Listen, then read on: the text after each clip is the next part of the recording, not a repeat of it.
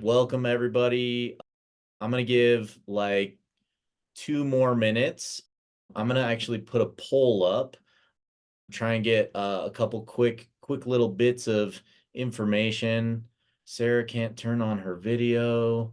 Sarah, Oh, do you have a camera? Is there a camera attached to your computer? Yes, it normally works. Oh man, I would try logging out and logging back in. Sarah, as much as I would love to see your beautiful face, I will allow you still to stay, even though your camera is not working.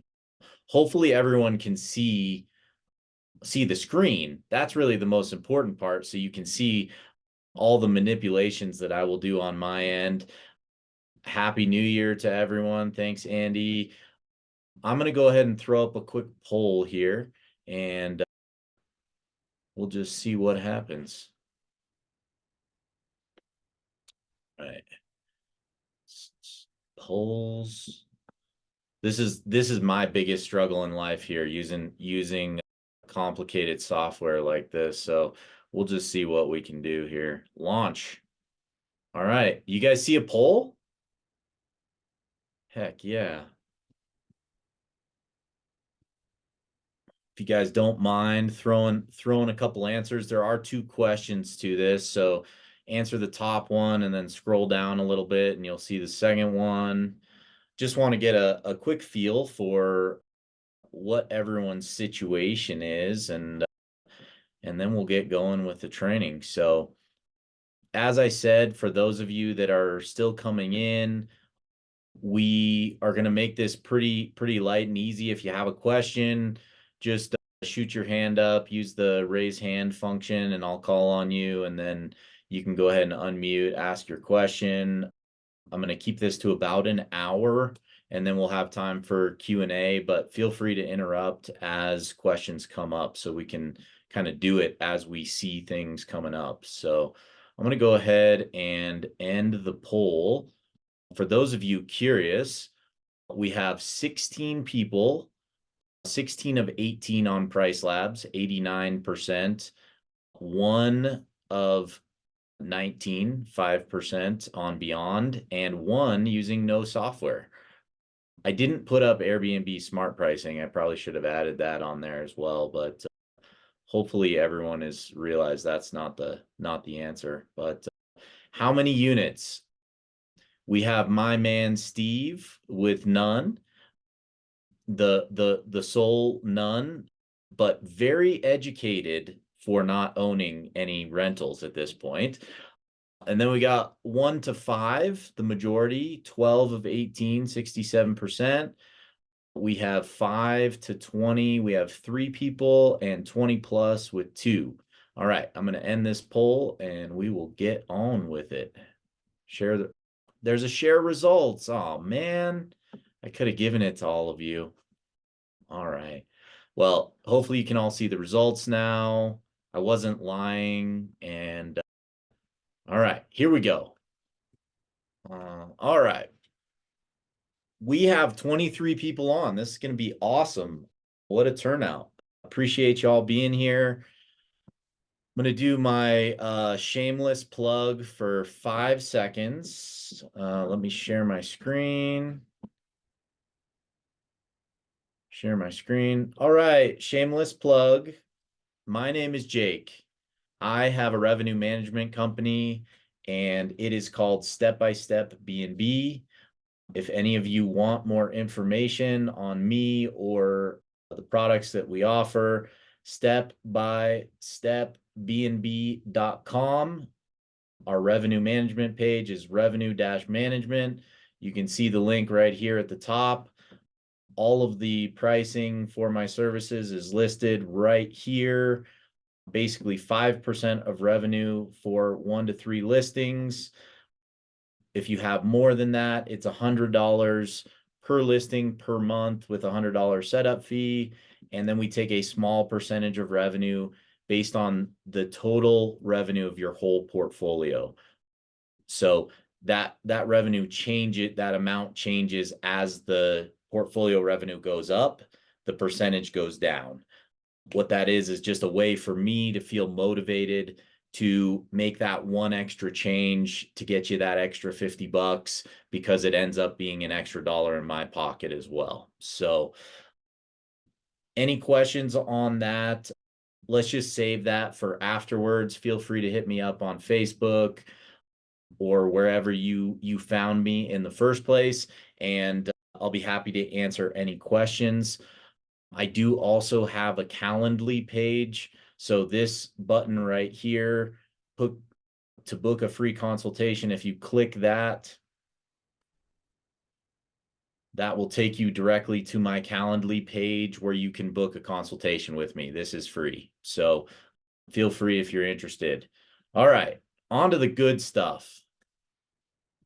All right. So first things first, most of us are probably using Airbnb, right? Most of us, it's probably our biggest source of revenue. So I'm going to start with Airbnb.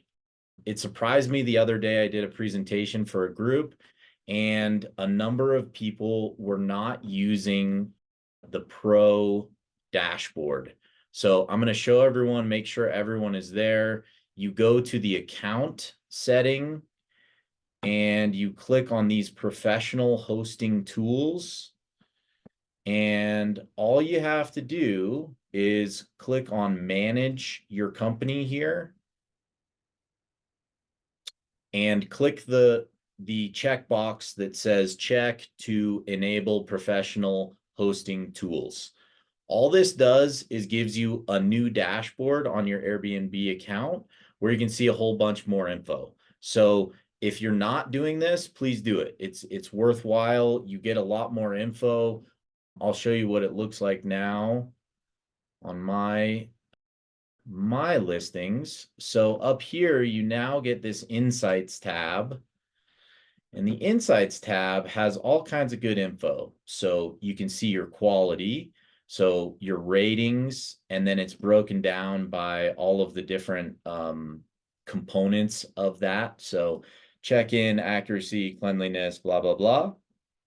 You get occupancy and rates. Ignore this purple square. That is because I have RankBreeze, and that will not be on everyone's. But the important thing is this part here.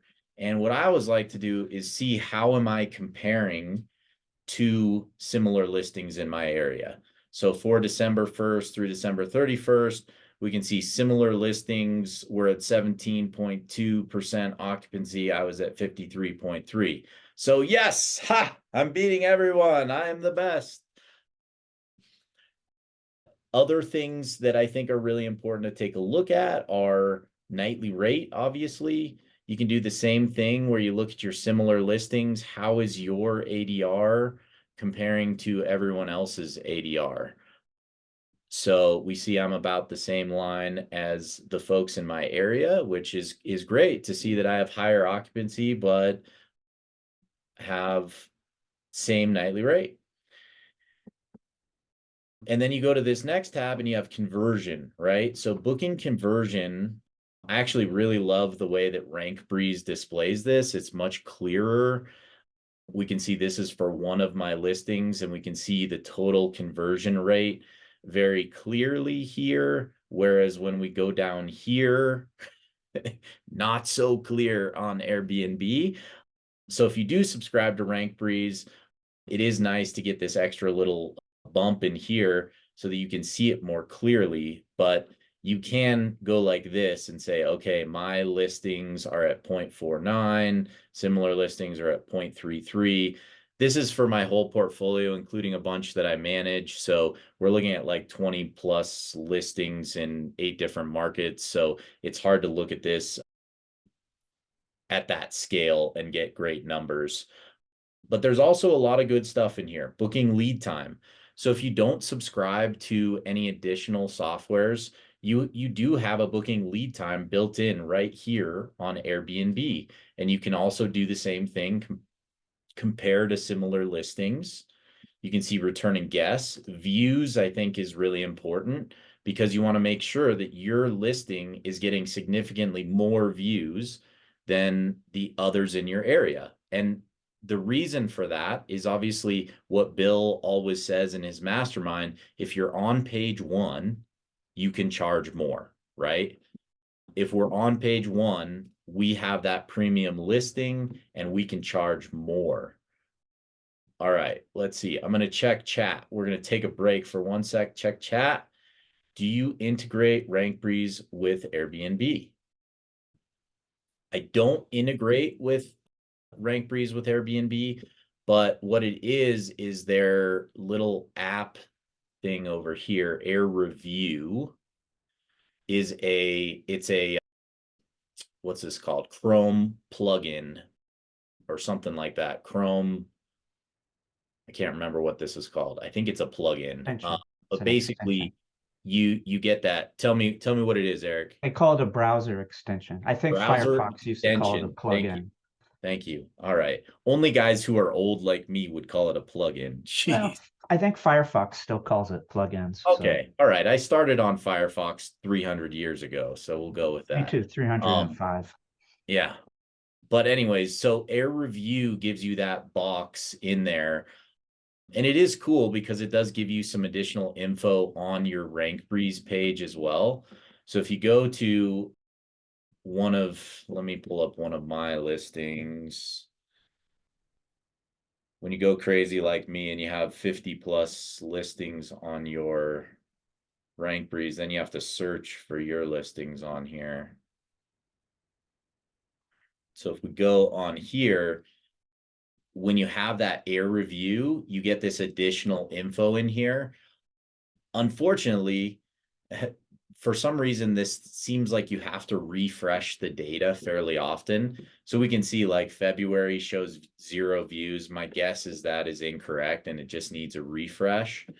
So it's got to go back to Airbnb, pull the data again, and then we can return to RankBreeze and then hopefully get that accurate info. So you see now we have 346 views in February. So every now and then you do need to go on here and refresh that data so that you get all of your pertinent information on RankBreeze. So, all right. Good question, Sai. Thank you. All right. We will go back to Airbnb real quick here. So we were talking about views. Obviously, views is huge.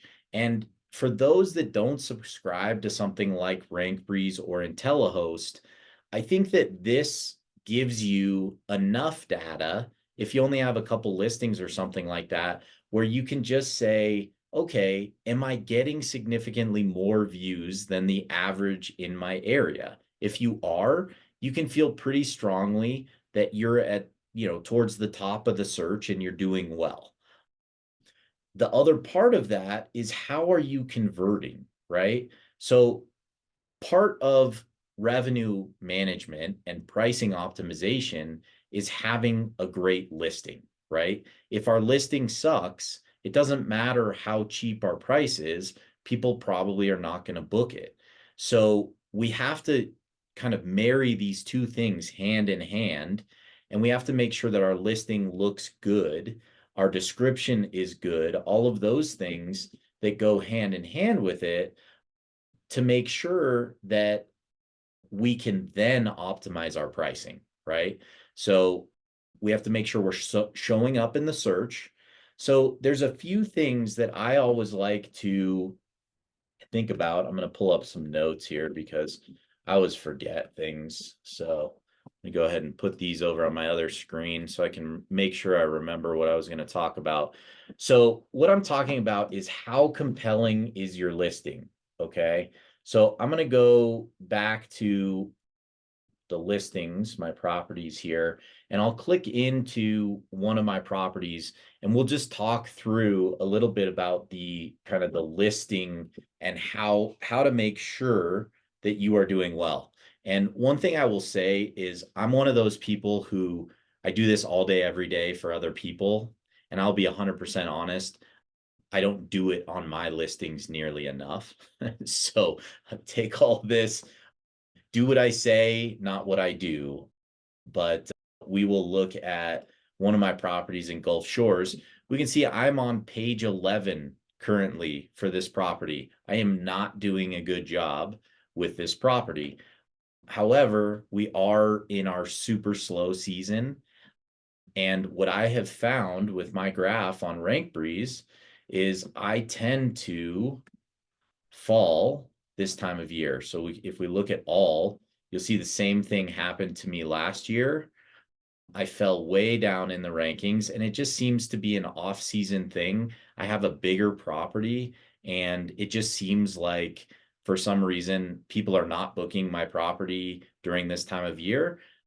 I will make sure that I pump it back up and get back to page 1 or 2 by the time we hit the main season. So just kind of a weird thing that I've noticed, and I'm okay with it. I realize it's going to happen. So let's look at my property. The first thing that I think is most important about listing optimization is photo number 1 here, right? So if we just do a random search on Airbnb, what do you see? You see photos, right? It's one photo for each listing, and basically the rest of it blends in. You don't see the rest of it. You just see that first photo. So what we need to do is make sure that that first photo, like if you could do one thing for your listing, have an amazing first photo, and it will do wonders for your conversion rate. Because once I get someone to click on the property, okay, now I just have to sell them with these 5 photos, right? So we'll take this listing as an example here. Why not? Is this compelling? Do you like sitting on a balcony looking at a beautiful ocean? Is that good to you? Sure is. It is for me. Sure is, exactly. So if we can have a photo that compels people to click, great. That's step 1. Step 2 is, are these 5 photos giving me 5 of the top amenities for my property? Okay. One mistake that people make is they often do similar photos, right? This photo and this photo are very similar. Does this photo do anything different for me than this photo? Not really. Absolutely not. It's basically the same. It's a slightly different angle, but you're wasting this spot by doing that. You could be telling them, you know, put your internet speed, or show your beach amenities, or show that you have a 97-inch flat screen TV in your living room. Whatever it is, whatever that thing that you want to show them is, each of these photos should be showing them a different amenity of your property, because you have 5 opportunities with these 5 photos to make that sale. If I'm not compelled by these 5 photos, I'm not going to scroll down and bother to put in my dates, look at pricing, read your description, any of those things. So number 1, great first photo. Number 2, great 5 photos showing 5 different amenities. Does that all make sense to everybody? Any questions on this? Feel free, raise your hand, throw something in the chat if you guys have any questions. I'm monitoring that kind of on the side over here. So, okay. So then the next thing we get to is our description, right? I guess we have our title up here. So our title is important, but honestly, to me, the way Airbnb has changed the way that people are searching, that you're seeing really that photo instead of the title, this almost does not matter to me anymore. It has a very small component to me. But what I do tell people is, your ideal way to write your title is just try and think keywords, you know, pool, beach, hot tub, you know, whatever those key drivers are for people to come. For me, in the ski destination that I am, it's steps to the free bus. It's 1 mile to the base area, you know, things like that. So how do you say those things? And the things that drive revenue. So think about it: pool, beach, hot tub, location. So wherever you are, whether you're close to the beach, close to the mountain, close to the lake, lakefront, waterfront, those keywords, those are the things people are searching for. And then once you get further than that, you're now down to your description. What I have realized now is people do not know how to read. None of you have any way to read anymore, right? You look at this and you're just like, I can't even comprehend this. It's too complicated, right? So the way I'm suggesting everyone writes their listing now is you use 1 to 2 sentences at the top to paint the picture. Imagine yourself sitting on the balcony, drinking your glass of wine or cup of coffee while overlooking the ocean, and have a roaring fire in the background with your loved ones, blah, blah, blah. Amazing description. Plug it into ChatGPT because it'll sound a lot better than what I just said. Anyways, you paint the picture. Then you go straight to bullet lists of everything. So the two main things people are coming for is the amenities of your property and the location of your property. So you need at least 2 bullet point lists in your listing. One is location. So the way I like to think about this is how far are you? And you can do this either in distance or in time to the important things people are coming for. So my place in Gulf Shores, 50 yards to the pool, 350 yards to the beach.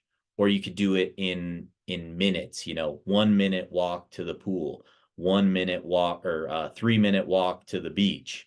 And then, restaurant is, 1 mile drive, or, whatever. So all of those key drivers to your market, if you're near a national park, how far are you from the entrance of the national park? If people are coming to go to the hot springs like they do in Steamboat Springs, how far are you from the 2 main hot springs in town? And then restaurants, amenities, ski resort, things like that. So I like to start from the closest in, like, 50 feet to the pool, 350 yards to the beach, 1 mile to closest restaurant, 5 miles to the grocery store, et cetera, et cetera. And you go down your list. The other list that you want to have is your amenities list. Okay. So that's everything that's pertinent to your property. And you want to make sure that everyone can see that very easily. And I think a lot of people make a mistake. Even when I say do a bullet point list, they then do a long bullet point. This is too long of a bullet point here. I'm not going to read all this. What I want is, but I can't do that one. That's a city code thing. But let's take an example here. I'll go back to my listing. Be easier for me to do this. So you can see these are the pertinent things for my property. 50-yard walk to the pool and hot tub, 350-yard walk to the beach, 2 well-behaved pets under 50 pounds allowed.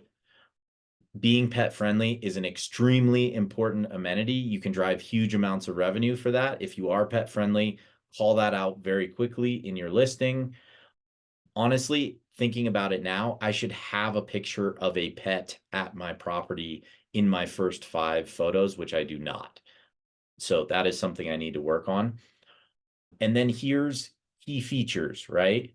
5 spacious bedrooms, 3 kings, 3 queens, 2 singles, TV in each room. So these are quick hit bullet points. And a lot of this stuff, looking at this now, I would cut this down even more than what I currently have.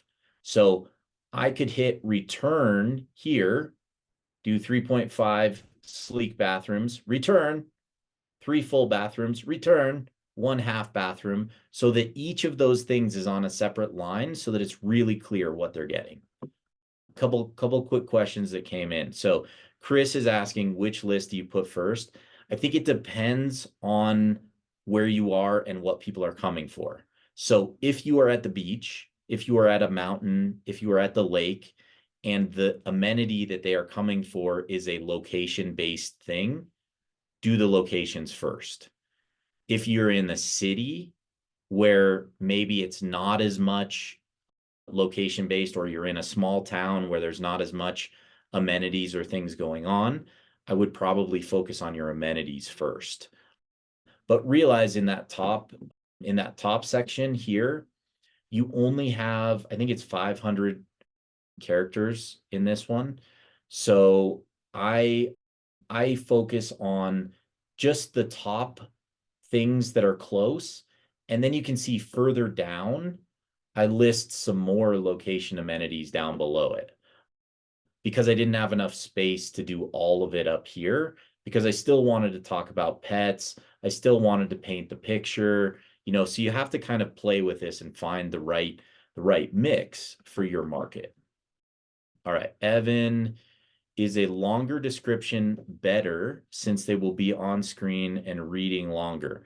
I thought there was a correlation between screen reading time and conversion. Again, if they actually read it. And that's the key point, Evan, if they read it. So here's how I think about this. I have a super long listing. This is a crazy long description, right? I don't expect my guests to read this. The description is for Airbnb. It's for placement in their search algorithm, because Airbnb is Google, right? Airbnb is Google, and I want to give them as many keywords as I possibly can for them to put me higher in the search ranking. And IntelliHost did a survey or did some data research, and they did actually find that longer listings performed better. So you're right, have a longer listing. However, cater to your guest in this first section here, okay? Make sure they understand your key features. Make them want to read the next section. If you have paragraphs up here, they're not going to scroll down. They're going to be tired, and they're not going to get that far. So that's kind of the dichotomy of it. You need the bullet points to get them to want to read the whole description. All right. Sonia is asking, do you see that a bullet point of each room is not needed? I don't think it's needed. However, I do think it organizes things nicely. So if it makes sense for you and you feel good about making a bullet point list, for this property, it's 5 bedrooms. All of the bedrooms have essentially the same, same sheets, large closets, TVs in every room, all of those things are the same. So for me, it didn't feel like I needed to list them out for every single bedroom. It felt more like it was easier for me to just give kind of an overall layout of the bedrooms instead of individual breakdown bullet point list. I do think more people would read it if it was a bullet point list. So Lauren is saying, I have a condo with resort amenities with incredible views and skating pond in front of the condo. What should title capture with shuttle every 15 minutes, 25 to Keystone Resort? Thanks, Lauren. Okay, so let's break this down. Condo, resort amenities, incredible views, and skating pond. So you're saying, what should your title be? To me, views is definitely one of the words that you want in there, because you said it I just read it 3 times. You only said it 2 times. So views should definitely be in there. Back anything up that you put in your title in those first 5 images as well. So whatever is in your title, that should be your first 5 images as well. So if you have a hot tub, you should have a picture of a hot tub. If you're close to the resort, this is one thing that I added recently to all of my properties is, I hate when that happens. Love that photo tool, but man, does it make it a pain in the ass to find things. Here it is. This is something I recently just did for my properties, is I wanted to make it super clear how close you are to everything, right? So we did this just on Google Maps, and you show your property, how close are you to the pool, how close are you to the beach, how close are you to pool number 2, how close are you to the restaurant, how close are you to the marina. This is something that, instead of me needing to waste valuable words in my description and get tons of questions about how far am I from the beach, a picture like this, I mean, literally 1,000 words, right? This shows me so much on this map. So I highly recommend, if you're near things and you want to paint that picture for your guests, show them on the map, make it clear to them, and put it in your top 5 images if it is one of the key drivers to your property. So back to Lauren, I think what you need to do is, resort amenities. I'm assuming you have a hot tub, you have a pool. Those are going to be important drivers for families and people coming to the Keystone area, which is a ski resort. Your shuttle comes every 15 minutes. You're 25 minutes to Keystone Resort. So to me, 25, or maybe it's 0.25, might be 0.25 miles to Keystone Resort. 0.25. Okay, thank you for clarifying. So that is an amenity.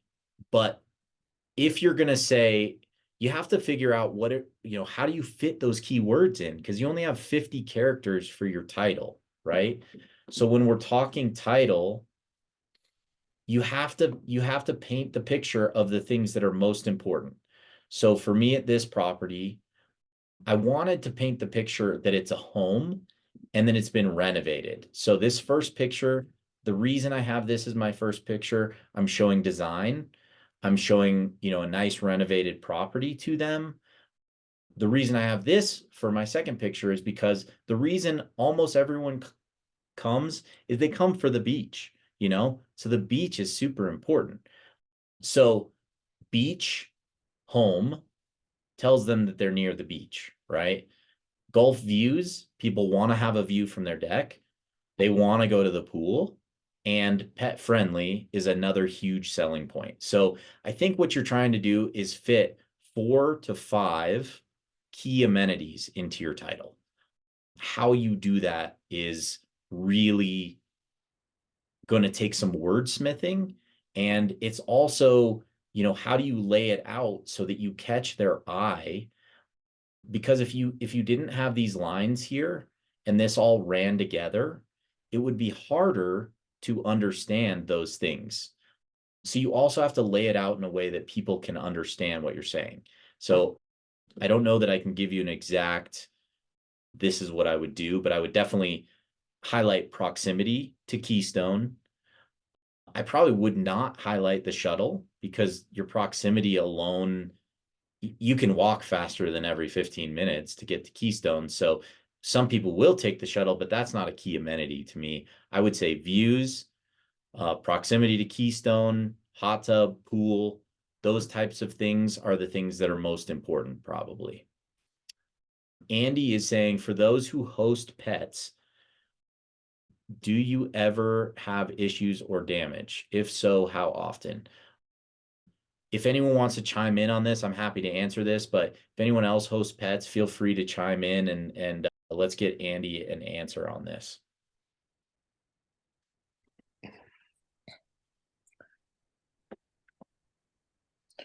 Mark says no damage, just hair. Lisa, I host pets, almost 0 issues. Amanda says not very often. Sonia says she has no issues. Very rarely, and with pet fee, you can pay your cleaners extra if needed. Just blinds one time. All of these things, they're all the same message. Very rarely are pets a problem. I host pets at 6 of my units, and I very rarely have issues. It's funny that someone mentioned blinds. I had a dog chew on a couple pairs of blinds once. I lost a coffee table once. This is over the course of 6 years of hosting. So very, very rarely.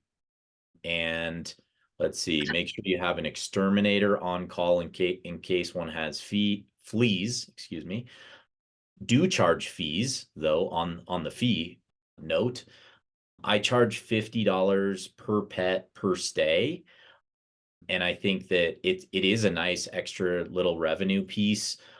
it also makes your property significantly more attractive, because if you look at the percentage of properties that allow pets versus the amount of people that want to travel with pets, you cut down, or you're able to appeal to a specific group of people, and because of that, you will have higher demand for your property. So I'm a huge fan of that.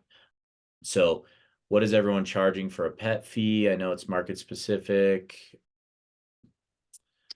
And let's see, agree that parents don't watch their kids. Kids are more of a problem than pets. I 100% agree. Kids are more problem than pets. A lot of people are charging $100 per pet. Is that $100 per pet per stay? Lisa does not charge fees. She has pet basket of bowls, towels, etc. $125 per pet per stay, 150 up to 2 dogs per stay. So it sounds like between 50 and $125 a pet, somewhere in there. And yeah, it sounds like a lot of us are actually hosting pets, which is great. I think it's a huge thing to do. So definitely well worth it if you're considering it. I will say you want to make sure that your house is set up well. Like if you have carpet everywhere, may not be as great of a situation as if you have hard floors everywhere. And if you have hard floors everywhere, consider, are they going to scratch your floors? Like if you have a laminate floor with a very thin wear layer, that also may be a bad idea. So make sure that your place is set up properly for it. Someone else mentioned that they leave some stuff. I have dog bowls. I have a pet towel. So we found that people used a lot of our white towels to wipe their pets off as they were coming in, and that was a bad news. So we bought some super cheap brown towels off of Amazon, and we now have a rolled up towel, by the pet bowls essentially, and we say use the brown towel when you bring your pets in, and that has alleviated all of the white towel issues. So some of those small tweaks that you can make a huge difference in your ability to host pets, and definitely brings that extra revenue in. So Manish is taking a nap. We love you, Manish, and enjoy your nap. No, I'm just awake. I was just telling Brandy, hey, Manish is on here sleeping. uh Sheila says she leaves pet towels by the door, sheets in my pet basket to put on beds or furniture. She gets them from Goodwill. That's a great way to do it as well. I have pet rules, so I think with anything that we allow our guests to do, we want to clarify for them, what are you allowed to do and what are you not allowed to do. So if you expect pets not on the furniture, that should be part of your pet rules that you send as soon as they say they're bringing a pet. Please agree to the pet rules listed below. No pets on furniture. We charge $150 up to 2 pets, whatever it is. And make sure that they understand, for us in ski country, it's cold and people let their pets out on our decks, and they pee and they poop on our decks, and then it freezes, and then it's stuck to our deck for weeks, months, years, and it really pisses off my cleaners. So that is something that I have added as something in my pet rules, is you may not allow your pets out on our deck to pee or poop, because we cannot scrape it off. So please don't do that. And it has made a big difference. So include waste bags. Absolutely. That is under every sink in our property, we have pet waste bags, and you can buy them on Amazon, like, 1,000 at a time for $5 or whatever they are. They're super cheap. Just put them under every single sink in your property. It makes it super easy. Put one in the one next to the towel as well. Cool. All right, sidebar on pets. Is there a way to get data on average pet fees for a market? Not that I know of. The only one I could think of is maybe Rabu, but I don't think so. Those of you who've not been on Rabu recently, It's actually a pretty cool tool because they have all these filters now. That's not a good way to look at it. So if we do this search and then we go to, I guess that's the only way to look at it now. So you can do these filters over here and you can see that they have all of these different amenities here. So do I want to see just without pets, just with pets? So you can see different like ADRs and stuff like that, depending on all of these different items that you check. So if you're curious about if I have a pet and a hot tub and you hit apply, whoa, you go to 106,000 from 68,000 for that particular area. Now, understand that doesn't mean that's what you're going to earn. Obviously, if I'm doing the Kenny Bedwell, I'm an expert, but I'm not, I can't tell you how it works in your market kind of a thing, you know. Take all this with a grain of salt. Causation, what is it? Causation is not, correlation is not causation. That's what it is. Anyways, that's a tool to check out. I don't see that they have pet fees on there though. I just see that you can do it with or without pets. I don't know if there is a data source that has that. Maybe AirDNA at that top level that you're paying $15,000 a year for or something, but I'm not 100% sure. Could also reach out to Kenny, he might know. All right, let's move on. All right, we haven't even touched on revenue management yet. What are we doing? Let's see, performance. I'm going to check Facebook, make sure we do not have anyone sitting in our group here saying, I'm trying to get on. Discussion. Make sure we're in good shape.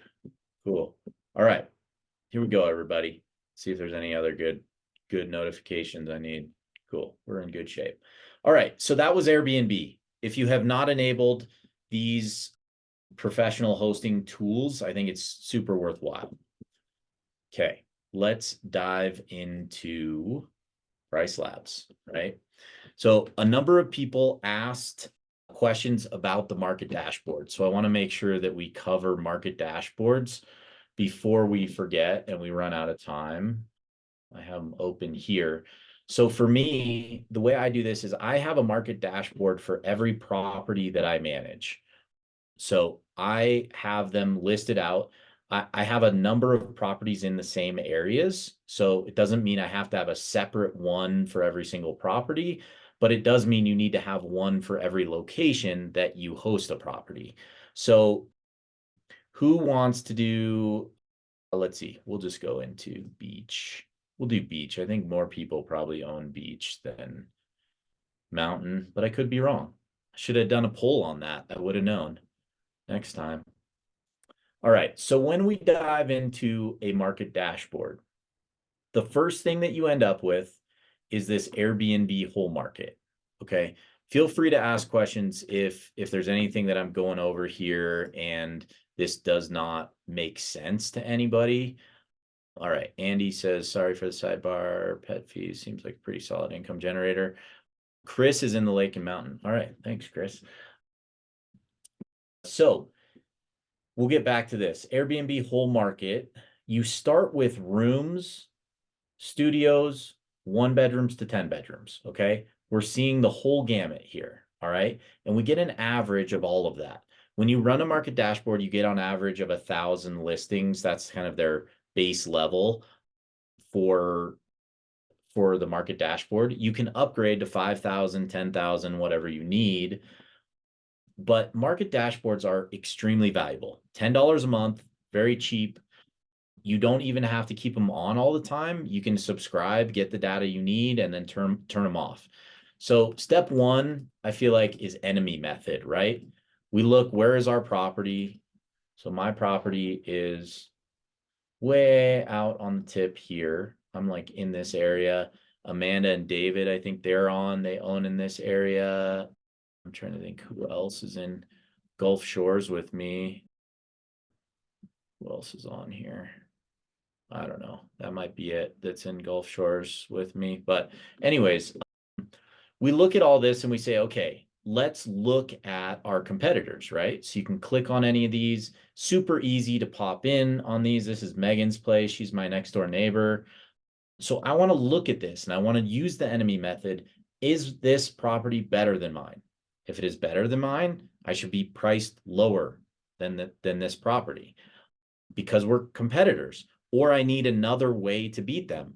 I'm on page 1, they're on page 10. I win. You know, I don't have to be better than them if I'm on page 1 and they're on page 10. So these are things that we need to kind of take a look at and figure out. So first step is just looking at your enemies, right? Looking at the people around you and how does my property compare to them? The most important part of the Okay. market dash. Yes. So when you do that and you're saying the enemy method, and you go, if you go back to that and you pick the house, and is that what you do? So this is how your thought process works. Like when you're going through this, you're going to pick like your next door neighbor. And then, so the things you're going to look at is you said was the ranking, where she's ranked on what page? Is that what you said? Yeah, that's not something that I'll see on this, but Okay. I'll Okay. get into a little more kind of how I can break this all down. This is David and Amanda. They're on the call here. They're my next door neighbors on the other side. But basically, what we can do is the same process we went through with listing optimization.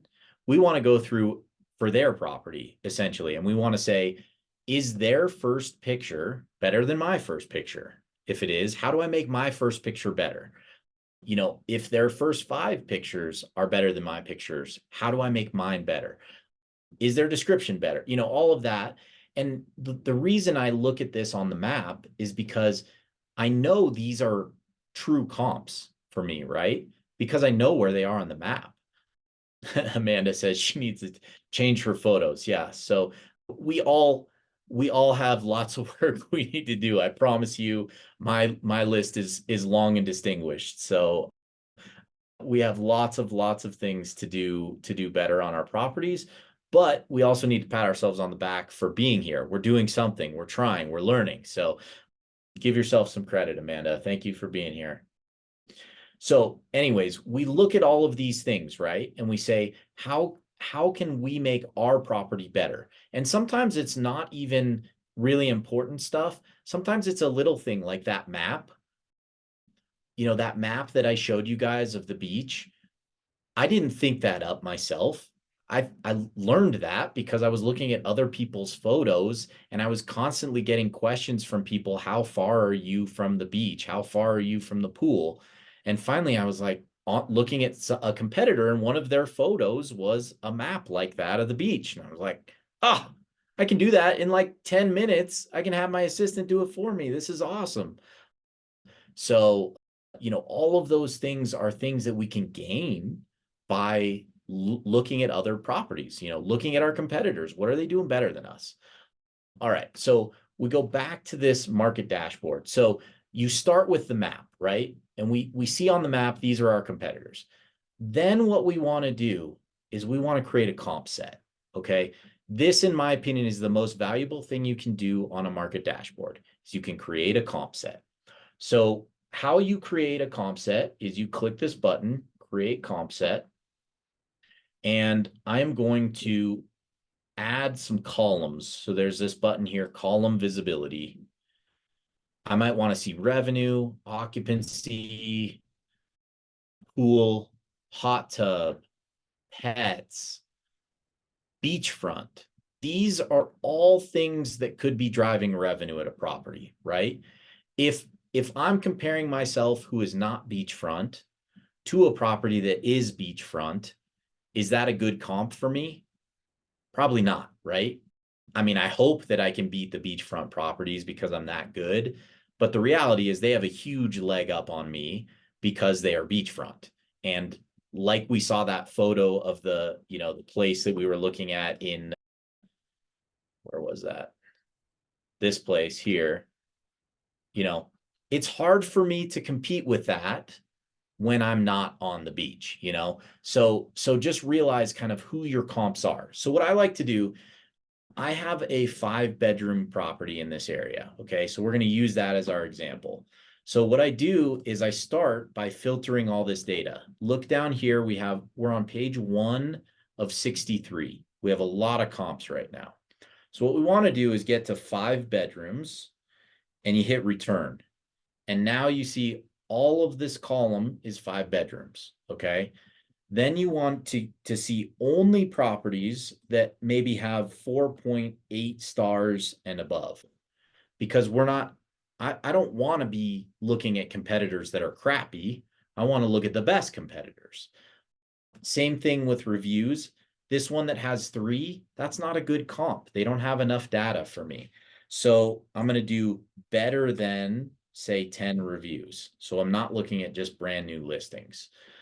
And we can continue down the row and we can kind of pare this down to the right comps, right? So we said that my property was not beachfront, okay?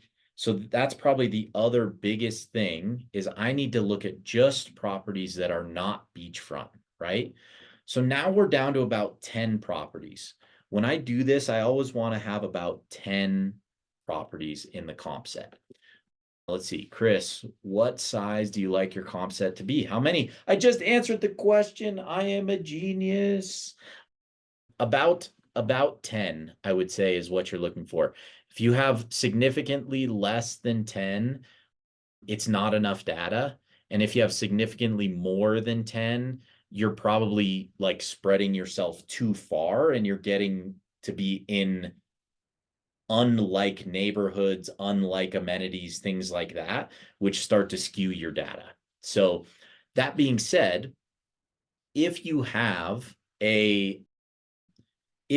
something that's super unique, maybe you're in the Poconos, which is a very spread out area, you may need to look further. Like you may need to increase your size to 10 miles or 20 miles to be able to get real comps.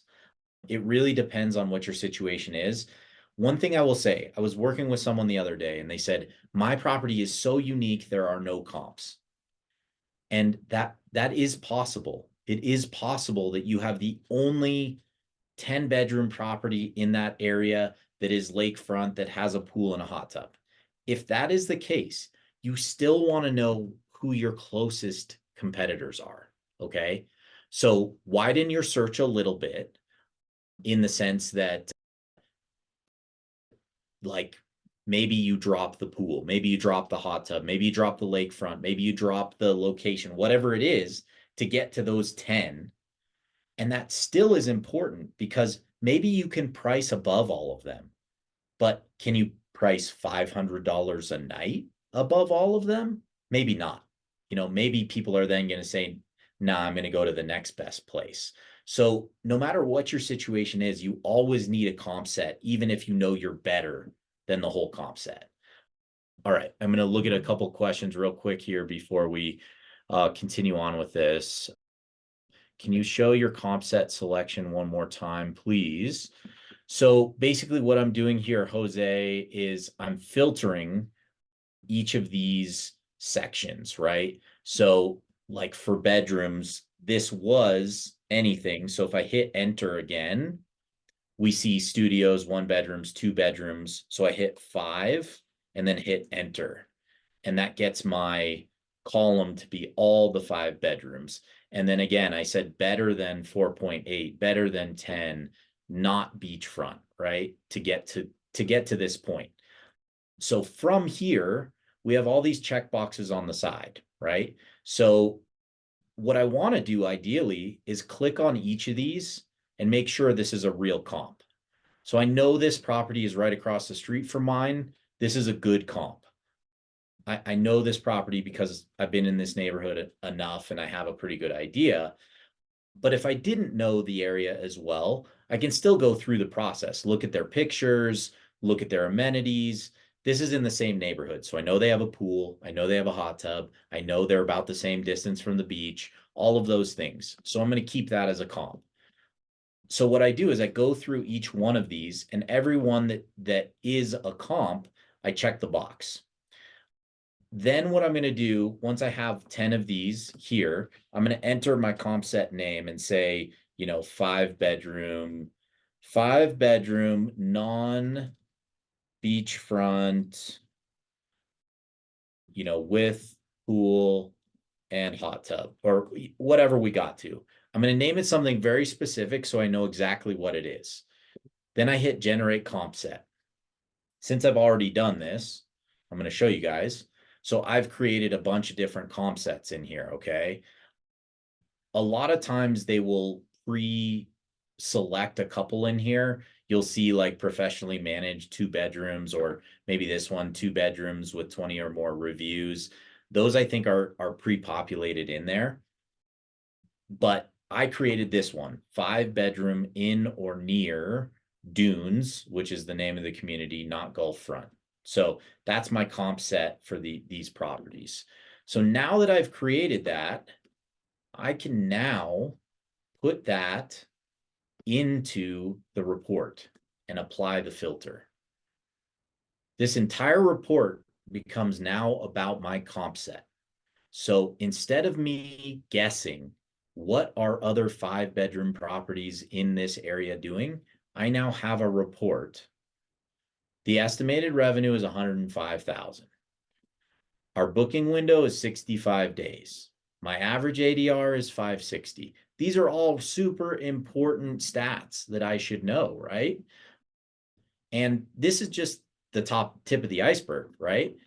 I scroll down now, and now I have all these graphs that are very specific to my comp set. How much should I expect to earn during high season? How much should, what should my RevPAR be? What should my occupancy be? What should my ADR be? And then all of the months surrounding that. These 4 graphs are the most important 4 graphs on this chart for me, because this shows me extremely clearly the seasonality of the market. It's very easy to see that all 4 of these graphs line up concurrently, and you can see occupancy, RevPAR, revenue, and ADR all follow the same path. When they're high, they're all high. When they're medium, they're all medium. When they're low, they're all low. So it's very clear, very easy to translate this into seasonality. I'm going to go back to some questions. All right, let's see here. All right, we got Jose. Siobhan, I have one market with one competitor and they aren't even that good. LOL. All that tells you is easy for you to dominate that market, right? Like, how lucky would we be to be one of one in our market? You basically can set your own rates, you can do your own thing, but you still need to know who your closest competitors are to know, are you still in the right range above them? Are you still close enough? Chris says he needs to leave the call. Will this recording be shared? Love the content. Hate, I can't stick around. Absolutely, Chris. I will record it. It is being recorded. You should have seen a notification as you came in. If you weren't notified, I apologize, but you will be live on YouTube TV later tonight for everyone to watch. Wow, I'd have taken a shower first. It's okay. You look great, man. You look great. All right, Sai, to do an apples to apples comparison, do you generate your comp set with those properties that use dynamic pricing, or do you not filter on that? So this is a complex question, Sai, and the way I'm going to answer it is you can think of it in 2 different ways.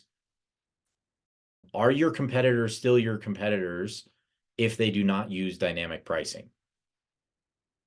So if let's do this a different way.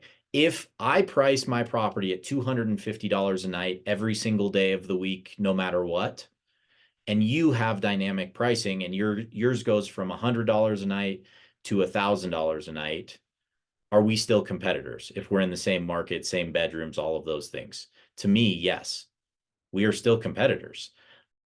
You are at a distinct advantage during low season to get booked more often because your price is going to go down to $100 a night and mine is going to stay at $250.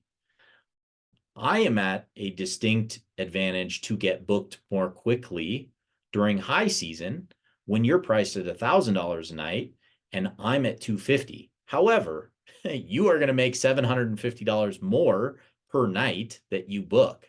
So yes, they're still competitors. I generate my comp sets based on the closest set of competitors to my property, not based on how they do their pricing, because they're competitors whether they price well or not.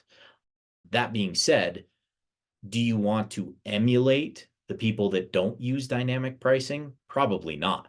You want to emulate the people that are doing a better job and who are managing theirs properly. So hopefully that more or less answers that. Siobhan says, can you speak specifically on the data shown in RankBreeze for selected competitors? How accurate is the data in terms of what is actually booked and at what price? This was one of the questions that Siobhan sent in earlier, and I will address that specifically. So here is a a group of competitors that I have added into my property. It wasn't updating. See if we can get some numbers on here. Maybe or maybe not. Okay. I'm going to not worry too much about what the numbers say and just speak to this in the best case that I can. So this 280 is accurate in the sense that this is the price that if you click on this day, Airbnb will show. Okay. So this is accurate. However, does not take into account discounts, does not take into account special offers or things like that, because it is not changing based on the dates that people are putting in or any specifics, basically. So the price that is actually booked from Airbnb is most likely not this price. It's not 280. It might be 250 because they got a 10% discount for booking a week or something like that. These prices that they scrape are always going to be based on basically rack rate, to use a hotel term. It's kind of like what is shown on the website at any given time. However, once you enter specific details, those prices could change. Maybe they have additional guest fees. This doesn't take into account any of that kind of stuff. So when you see a date that is booked, this should have a number in it. Let's say it's 300. If that 300 shows up there, that is not necessarily what it is booked at. It is this hypothetical price before the booking occurred. So take these numbers with a grain of salt. All of the different programs do this the same way. They say that they have ways to detect whether it's blocked, whether it's, an actual reservation, all of those things. I don't think they have perfect software yet. They're working on it. They're getting better at it, but it's not perfect. The only one that has true data is KeyData.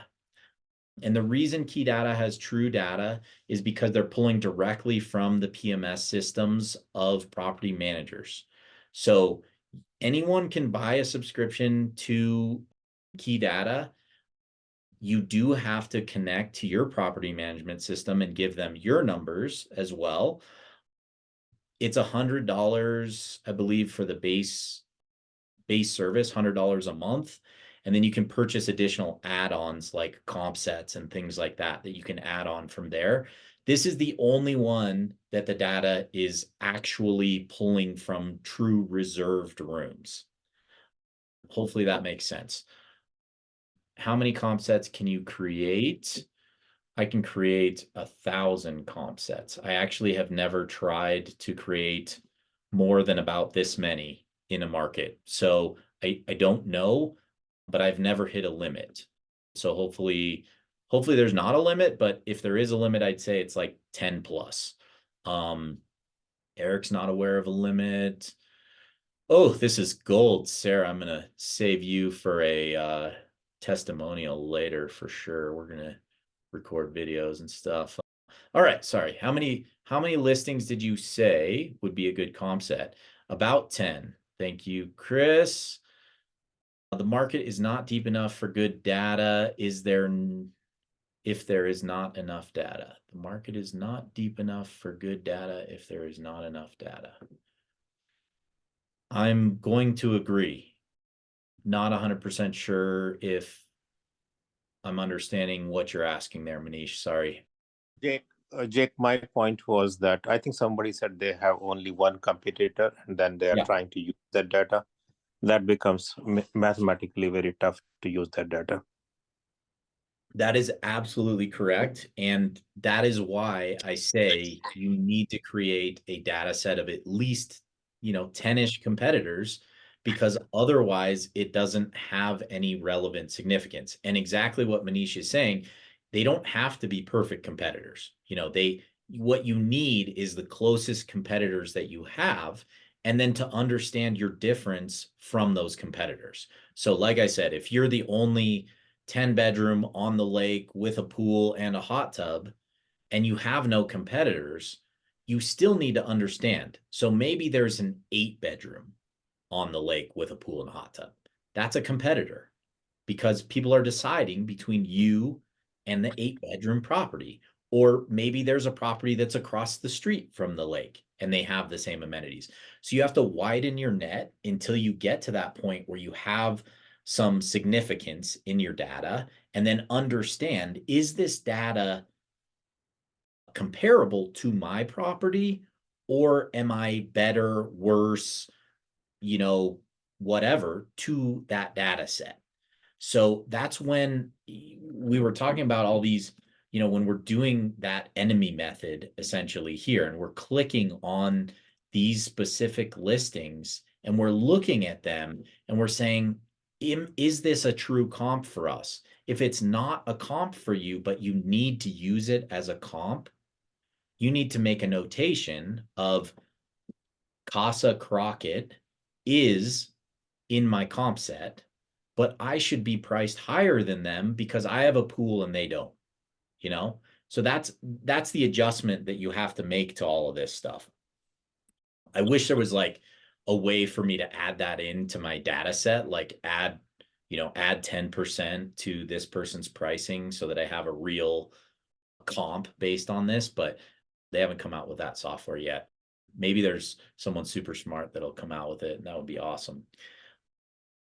All right. I think we are caught up on all of our questions. If anyone has any more questions, I will come back to that in a minute. Where was I? Data. All right. Listings and comp sets. Okay, so we created this comp set, right? Then we put it up here in view comp set. And now we're looking at this data below. Okay, so these are the the 4 graphs that I use to start my pricing program in Price Labs. We've been here for what, like an hour, over an hour. I'm just now getting to pricing. I apologize. It's a topic of depth, I would say. So let's look at our pricing. We're going to spend like 10 minutes going through this, and then I will answer any additional questions. I want to be conscious of everyone's time, but I'm going to look at the same property. So this is one of my 5-bedroom properties. Okay. This is very slow season for me. I have tons of availability. All right. What I like to do once I see these 4 graphs is turn this into seasonality. Okay. So we look at this. We know this is high season. Super obvious. We look at this, we could say that's mid-season, right? And then, maybe we add like the second half of February to that, because we see that February is starting to grow. So knowing that I know this market, I can tell you that February 20th, we start getting a little bit busier, something like that. So when I'm looking at seasons, I know that November, December, January suck. First half of February sucks. That's my low season. Then I look for my mid-season. Here's my mid-season. Here's my high season. There's another mid-season. the way it actually works is like August 6th to August 6th is part of high season. August 6th to end of August is low season. Then you kind of go back into like a mid season, and then you get low again. So part of that I know because of my market research, and I know that part of that I can tell from these graphs, right? We can make educated guess. We all know schools go back into session in mid-August. Most likely we are going to see a lower demand in late August because people are back in school, and most people who are going to the beach have kids, or a lot of people that are going to the beach have kids. So we understand demand is going to be lower during that month. So anyways, this is all stuff that goes into how do I build my pricing program. So the first part of my pricing program is to build out seasons. So what I do here is I'm going to put all of that data from that report into these seasons. Just think about the dates for now, okay? Then we start to look at this. For those of you that don't see base price on yours, you have to click these 3 buttons here and click add base price if you want to make a change to your base price. I'm thinking about one other thing that I want to tell you. If you are not on PriceLab's new algorithm, it's called Hyperlocal Pulse. You are not getting as good data as everybody else. Those who have been using PriceLabs longer than 6 months, you could potentially be on the old algorithm. The way you can check that is by going to your pricing dashboard here, and you click on row column visibility, and there's this algorithm version. You click that, and you will see it says Hyperlocal Pulse, or it will say old algorithm. If it says old algorithm, you will have a button there that you can click to move to the new algorithm. The data on the new algorithm is it's closer to your property. It is based upon your closest competitors as opposed to like a citywide data grab. So in a place like Gulf Shores, where you have places like mine all the way out on the point, all the way to downtown Gulf Shores, like a 30-minute drive, it makes a huge difference because we're no longer looking at a data set for the whole place. We're now looking at a data set for like the 300 listings closest to us, which makes a huge difference in pricing. So side note, sorry. We go back here, we're looking at our seasonality, right? The way I do my programs is I have my base price over here, my minimum, and my maximum. Then I make adjustments based on season, okay? So during low season, my base price comes down. During mid-season, I leave it where it is. During high season, I bump it up. So what this does is it gives me a competitive advantage over those around me. Because if you think about the psychology of how most people use PriceLabs, they go into PriceLabs and PriceLabs says, help me choose a base price. And they click on that and they put in whatever PriceLabs says in this base price section, and they stick with that and they make no changes. And doing that gives them dynamic pricing. However, I want to be better than the average person using PriceLabs. So I have to make some changes to the algorithm to be better than them, right? I have to fool them. I have to be, cheaper during some times and more expensive during some times. So all of those things are going to change my pricing compared to those around me. The other thing that we can change is our minimum stay profile, okay? So the way you can see I have my categorized is basically based on bedroom count and whether it's slow or busy season. So I have different rules based on different seasons, minimum nights.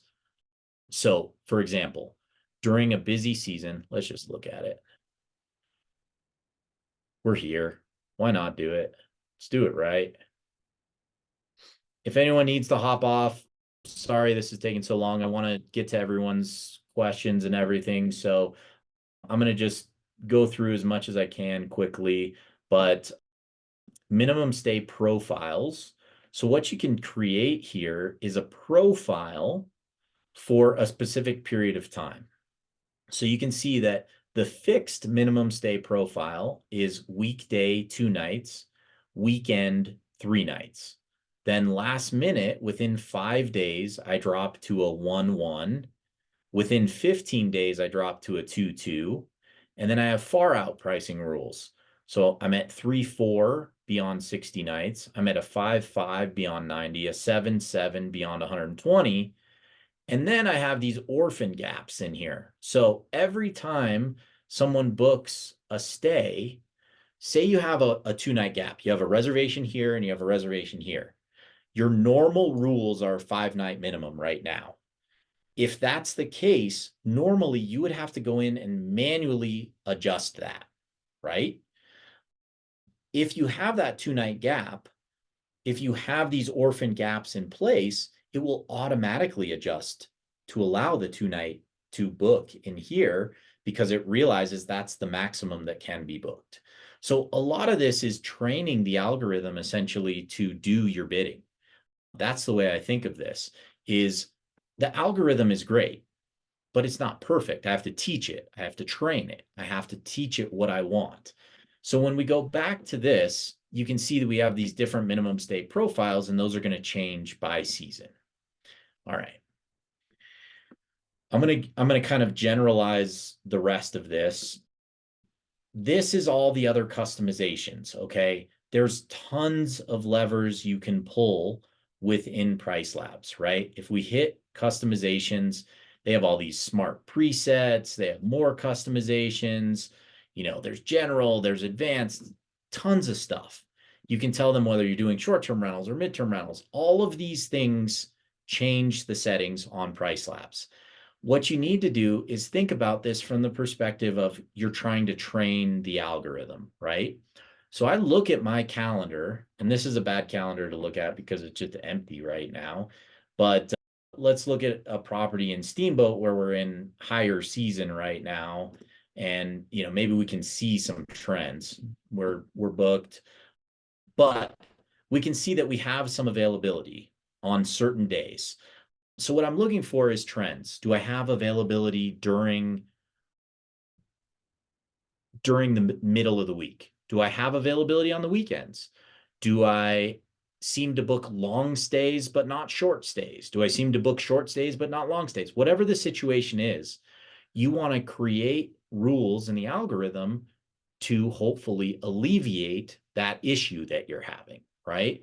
So say you're not having success booking midweek. You might add a pricing adjustment for Monday, Tuesday, Wednesday to bring those prices down a little bit. I've seen a lot of people use this where they do their pricing down midweek and then they bump their pricing up on Friday and Saturday. You know, so you can use all of this however makes the most sense to you. You know, maybe you tend to have orphan days midweek. Maybe you want to automatically apply a discount to those orphan days that are midweek. Maybe you have trouble booking last minute. Maybe you want to offer a last minute discount to make that happen. So anyways, these are all levers you can pull. I'm going to say this. There's no way we're going to cover all of this today. So if everyone would like to hop on for another session later at some point, I'm happy to do a 201 session for you instead of the 101 session, and we can dive into some of these more advanced features. There are a couple things I want to get to before we hop off here. So let me see, what did I miss on my questions? I think it would depend a lot. Let's see. For mathematical accuracy, the sample should be closer to 30. Yeah. So Manish is saying for mathematical accuracy, the sample should be closer to 30. I don't dispute that. I think the bigger your sample size for your comp set, the better, honestly. I just find even in a very competitive vacation rental market like Steamboat or like Gulf Shores, it is very hard for me to find more than 10 that are true comps for my property that I would feel like I could use. So I use 10 as the number because I feel like if I said 30, people would just get frustrated and say they can't get there. Now, if you're in a condo complex, every unit is the exact same. Sure, add 30. Why not? You know, the more data, the better. Eric says, I recently removed my minimums, which doesn't appear yet to be detrimental. Have you considered that? Absolutely. It really depends on your situation. So the way I think of both minimums and maximums are their guide rails, right? So if I start to get uncomfortable booking my property for less than $80, or if there's a situation that makes it financially dumb for me to rent my property for less than $80, I put a minimum of $80. If I just want to maximize revenue and get whatever I can, do it. You know, a lot of my properties, I end up supplementing cleaning fees because I pay my cleaners more than what is the average in the area. So that makes it so I can't rent my property for less than a certain amount without going red on that reservation. And I don't ever want to rent my property and lose money. That's like the worst possible case. Hopefully that makes sense. Let's see, Sarah, thanks for staying. Let's see, Matt, we discussed earlier that he wants to drop his rates Monday through Wednesday below your minimum. Do I have to do that manually? No, you don't have to do that manually. There's a few different ways to do this. So I'm going to go back to a property where I have a little more availability.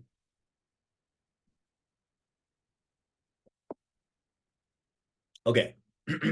Say we're looking at this and Matt wants to drop his prices Monday through Wednesday for a period of time.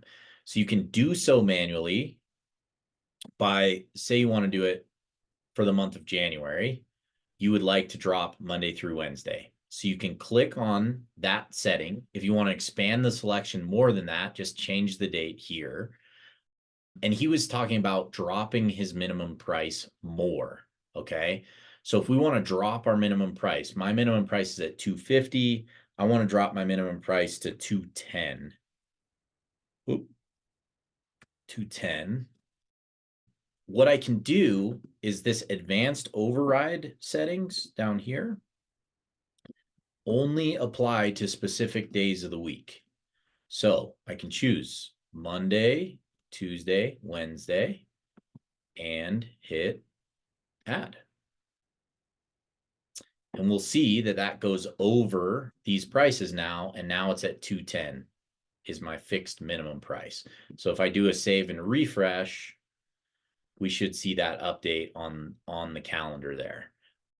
There is ways to do this seasonally as well. So you can see we dropped to 235. This is confusing. I apologize that I'm using this listing. I have a 12% offset on this listing. So we set it to 210, but that actually is 210 times 112% because I have that pricing offset. The reason I have that pricing offset is because I pay the Airbnb fees for my guests on this property because I feel that is a competitive advantage for me. But I want to base all of my calculations based on what 90% of the market is doing, which is not paying that. So that offset allows me to do that without me having to do these calculations in my head, if that makes sense. Okay, so that is one way to do this. I'm going to go ahead and delete these out. One thing that is frustrating about this, if you want to delete these or change these, you need to delete each week individually. So just a heads up on that. There is a way to also do this seasonally, right? So we were looking at the seasonal profile.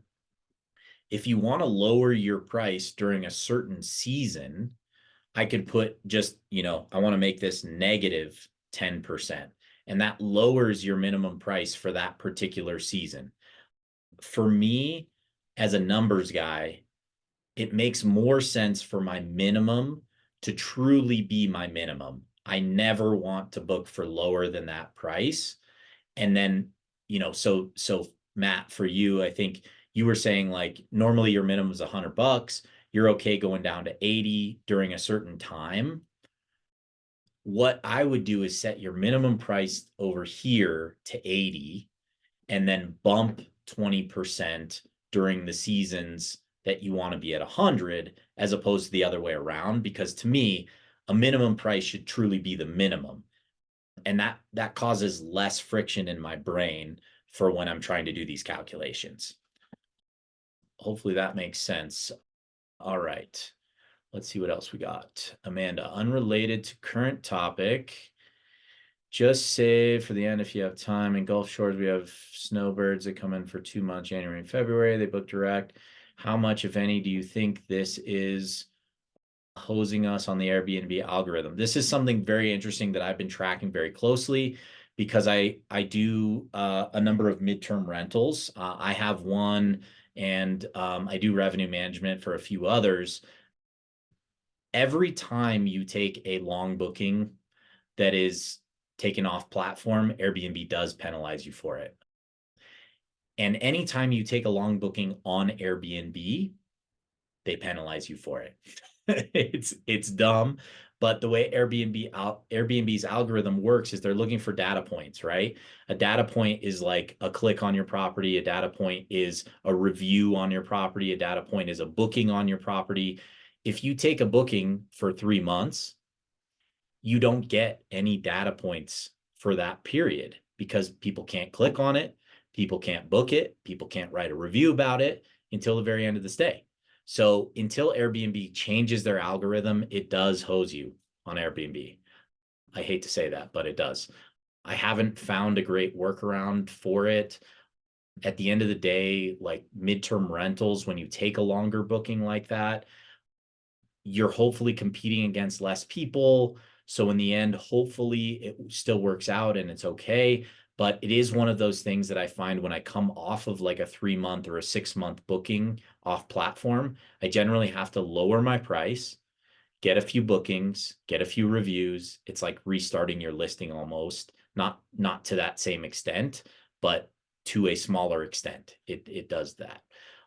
201, please, definitely. We will come up with a time for a 201. There's definitely a point in which I would not be comfortable, but so far PriceLab hasn't priced ridiculously. Yeah. So Eric, what I would do for you though is just put that number in, because you don't want to be surprised when you get that booking at $50 a night and you were like, ooh, 100 was the lowest I wanted to go. So whatever your point is, like just put it in there. Jose is asking, do you adjust pricing here, or do you also use the Airbnb promotion shows a strike through the rate? Absolutely, I do. I play the game every way I possibly can. So on Airbnb, go to a listing. Trying to use only my listings, so don't show anything that I shouldn't for clients. Okay, so if we look at my calendar, I use the promotion here for weekly, monthly, and more discounts. So I do a 5% off even for 3-night stays, 8% for five-night stays. All of these are because of that slash through, like you were talking about, Jose. I feel like it's just a psychological win for them. I can bump my prices up if I need to make that work for me. But anytime we see a slash through a price, we think we are getting a deal. So why not take advantage of that anytime it's good for you to get a booking from them, essentially. So basically, I'm doing it for everything that's more than a 2-night stay. Anyways, I do not do it for early bird discounts and last minute discounts because I didn't find it to be effective. I found it easier to manage through PriceLabs. And funny enough, I assumed that promotions, a custom promotion would be better for me. But the funny thing is I started looking through all of the statistics on Airbnb. This is back in 2020, 2021. I got very few views. I got very few bookings. So for me, it was easier to just manage it through PriceLabs. it's something that I feel like every 6 months or so I go back to and just try it a couple times and see, is it working better now? Because eventually Airbnb realizes these things and they change their algorithm. So I think part of the game is continuing to experiment with everything as much as you can. All right, let's see. Matt says he got it. Do you use the booking lead time in the market reports? Bill has been talking a lot about this. Man, I didn't even get to lead time. Sorry, guys. Emily is raising her hand. Emily, I'm going to come back to you. Give me a sec. Okay. Absolutely, Chris. It's so funny. I had this whole plan of stuff I wanted to hit on, but I start answering questions and I forget about things. So let's look at median booking window. Okay, median booking window. First thing, what is median booking window? Someone shout it out.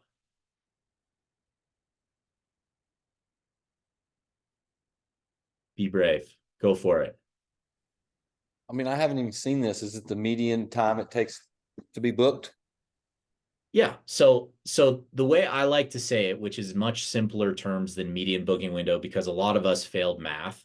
What is a median? What is a mean? You know, they're all, aren't they all the same? It's the middle, you know, Yeah. whatever.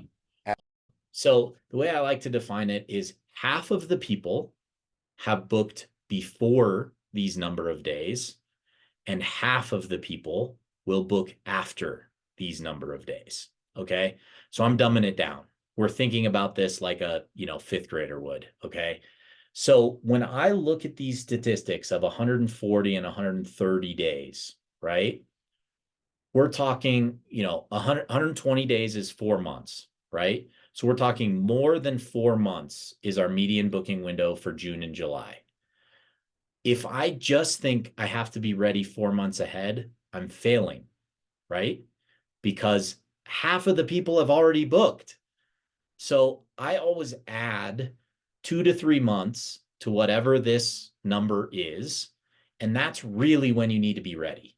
So Bill is always saying Christmas is the opening of summer booking season, right?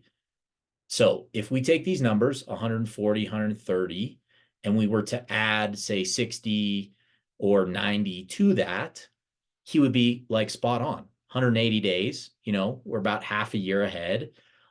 He's totally spot on with that. So don't look at these numbers and say, oh, I have to be ready 140 days out. No, to be ready 180 or 200, 210, keep pushing it out. Same thing can be said for these close in booking days, right? I know that for December, if I'm not booked December 1st, it's okay, because there's still a lot of people that are going to book within that month. Okay. So what I need to realize is discounting, doing all of these things will work because that booking window is shorter. So I do use all of these to inform my decisions, and it does change the way my pricing program works. So if I know my booking window is short like this, 30 days, I don't want to offer a 25% discount 45 days out, right? Because then I'm losing all that potential revenue that I could get just because people aren't even looking at it yet. They're not thinking about it, right? Now, this one where I'm at 140, if I look at my stats and I'm like, ooh, I'm below the market and I'm within 30 days, now's the time to I'm fire sale, get me something because I want a booking in here. And this is also something you need to think about with your particular property, right? If you have a 1-bedroom condo, is it easier to rent a 1-bedroom condo than a 10-bedroom beach house? Is it more likely to get booked last minute? Absolutely. Absolutely it is, because people take a quick weekend trip, a quick midweek trip as 2 people all the time. If you have a 10-bedroom beach house, people are planning months ahead. They got to coordinate with their family, their friends, their babysitters, the grandparents, everybody. These are things that are happening much further ahead. So I'm much more aggressive on my pricing on a bigger property, meaning that I would drop it sooner on a bigger property, realizing that it's unlikely that I'm going to book you know, a 5 to 10 bedroom house in the last 5 days, you know, so be more aggressive a little further out with something like that. Hopefully that helps. All right. I'm going to come back. Emily, give it to me. What you got? You Hold are. on, trying to start. Oh, there we go. Got it. Can you hear me? Yep. Okay, cool. This is kind of a follow-up on what Jason said. So I was really digging into my like upcoming summer prices and things like that. And Jason brought this up too, that he's seeing the same thing with Price Labs, that the numbers they're putting out for especially like the high season, even the low season, just feel really high, especially with the current state of what's happening with the market. And so how are you adjusting for those? Like I put in a nightly max of kind of, I never had a nightly max last year and we did totally fine and booked, you know, pretty solid, almost 100% occupancy every month. But Yep. like this year we're wide open for the summer. I mean, the prices are just insane. I mean, we have a 2-bedroom, 1-bath house in Bellingham and it's a really nice house. It has, you know, a lot of amenities, whatnot. But like they wanted to charge over $1,000 a night for graduation weekend for a 2-bedroom, 1-bath, 800 square foot house. It just seemed like inordinately high, you know? And so take all that with a grain of salt. Right. There are times where we get in our own way, right? Sometimes we can get the money, and Price Labs, being a computer, potentially knows better than we do. So I wouldn't automatically say it's priced too high. What I would do is this, okay? Go to your neighborhood data tab on your Price Labs, plug in your comp set that you created for your property, okay? For those of you that have not done this, initially this goes to nearby listings and you choose the number of bedrooms. But if you have an active market dashboard, you can choose your market dashboard and you choose your comp set specifically and you hit apply. And that now customizes this to your comp set, okay? So now I'm looking at my prices compared to my comp set prices, okay? So what I'm doing is this. I'm looking at this and I'm seeing, are my prices unrealistic compared to those around me that are in my comp set? If I start getting to a point where I'm looking here, for example, and I'm like, you know, I'm 50% above the 90th percentile. Am I Bill Faith? Can I get 50% above the 90th percentile, as he always says? Maybe I'm that good. If I feel comfortable with that, I'm going to leave them. If I don't feel comfortable with that, I need to start making adjustments to my seasonal pricing. So I think the key is looking at the data. If everyone in your market is priced that high, you're not out of range. And even if you are priced the highest and it is graduation weekend and every single place books that weekend, you know, what you may need to look at is what is the historical occupancy for that weekend? And if the historical occupancy is 99 or 100%, you might still get $1,000 a night, even if it is unreasonable. At this point, when we're talking about a graduation weekend 6 months from now, I'm okay being priced high, because if I get it, woohoo, you know, vacation, Disneyland, whatever.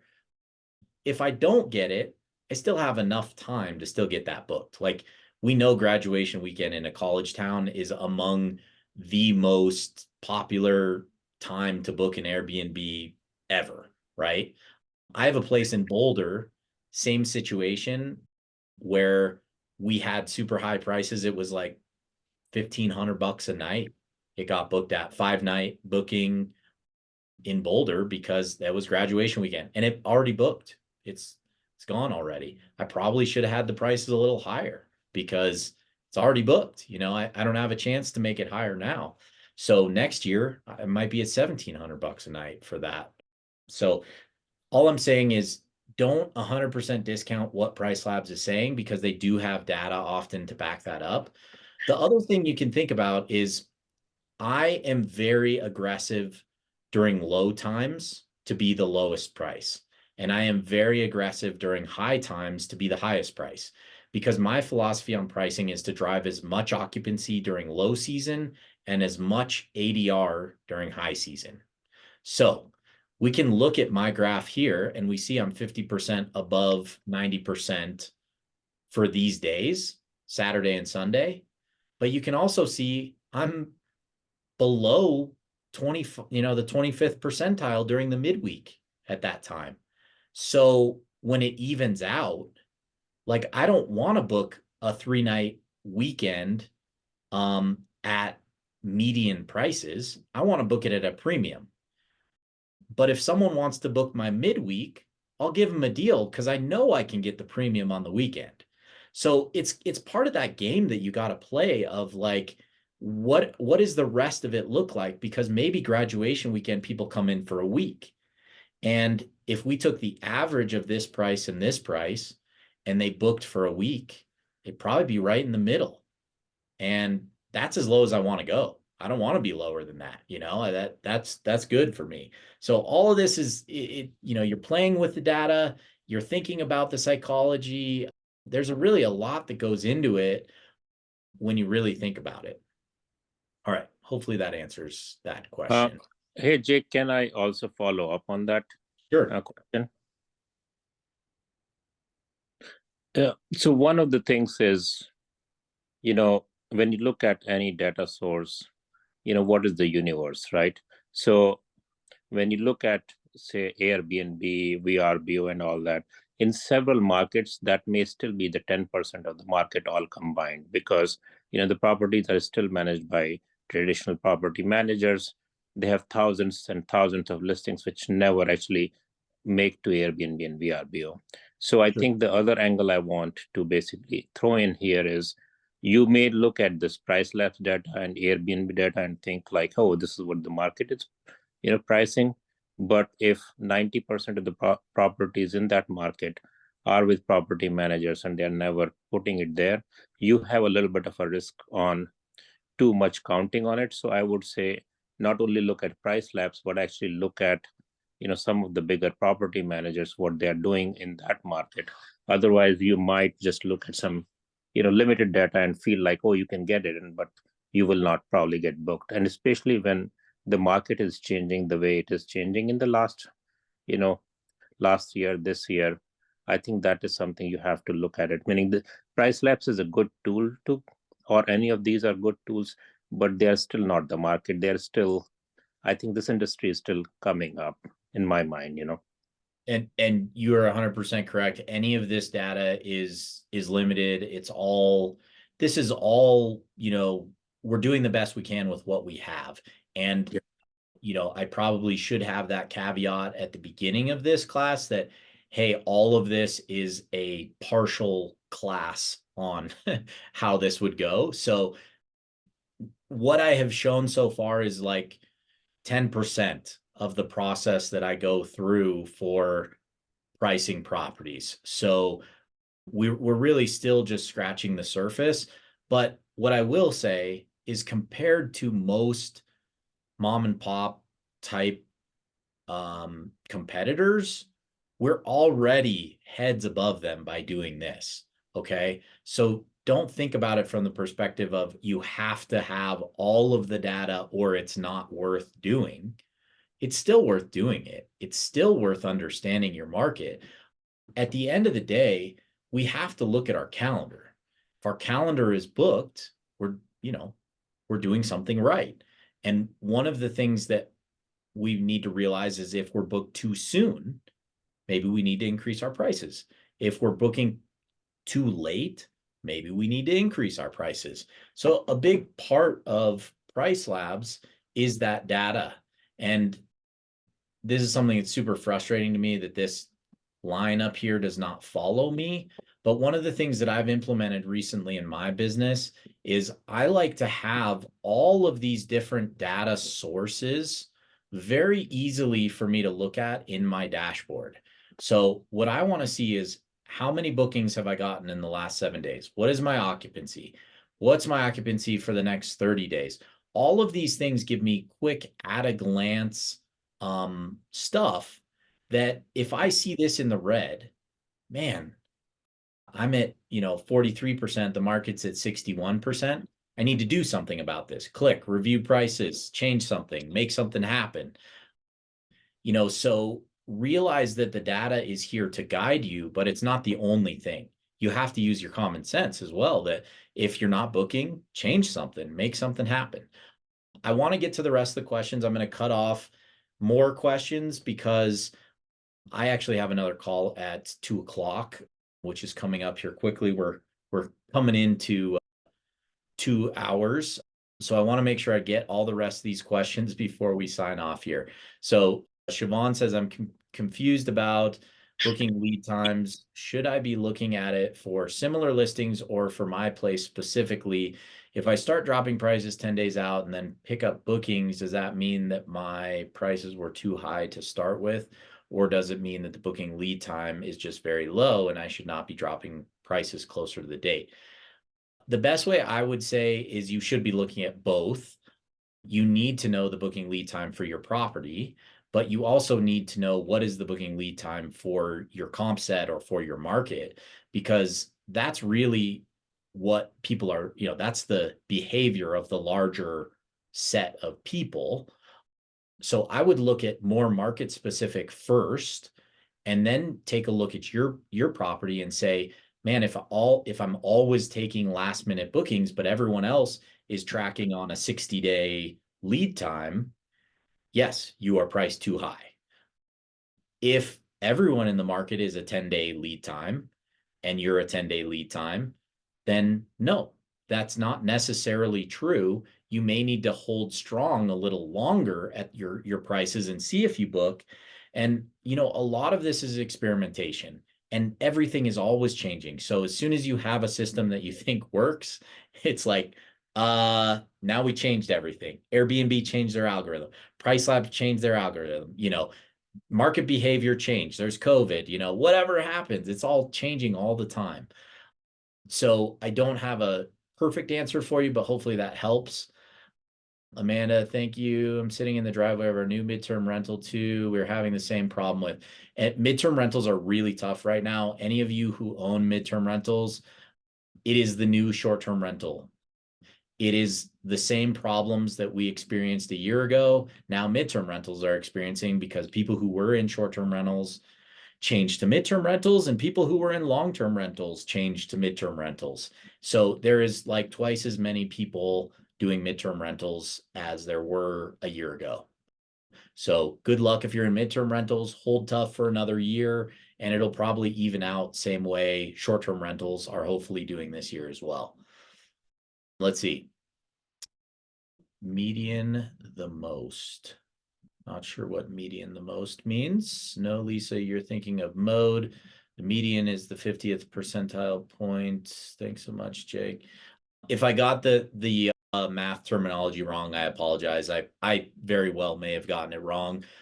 My point is, let's be ready significantly ahead of the number of days for your booking window. Let's see. Chris has to go. Thanks, Chris. Just this is huge for my property. Is currently priced at. That sounds good thinking. Thanks so much. Hey, everyone. It was a pleasure.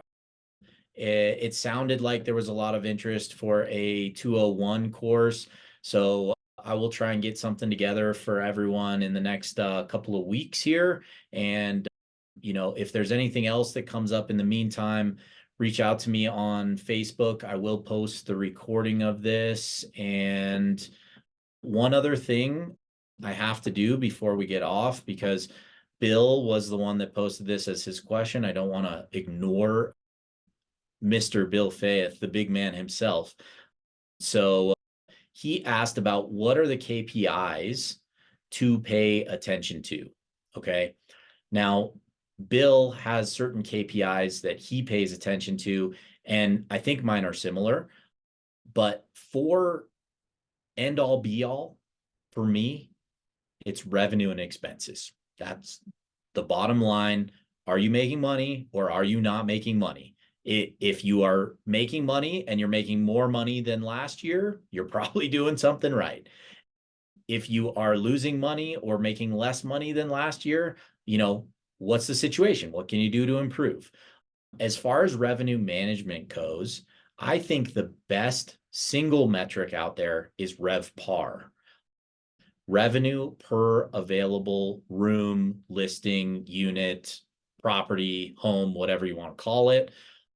Because I think that gives you basically your occupancy and your ADR built into one metric. And then obviously it's over the course of a period of time. So it kind of gives you your revenue at the same time. So for me, if I'm looking at one particular metric, I'm looking at RevPAR. And I think that informs the best of all of the individual metrics. The last piece of that is the booking window, which we talked about, we touched on.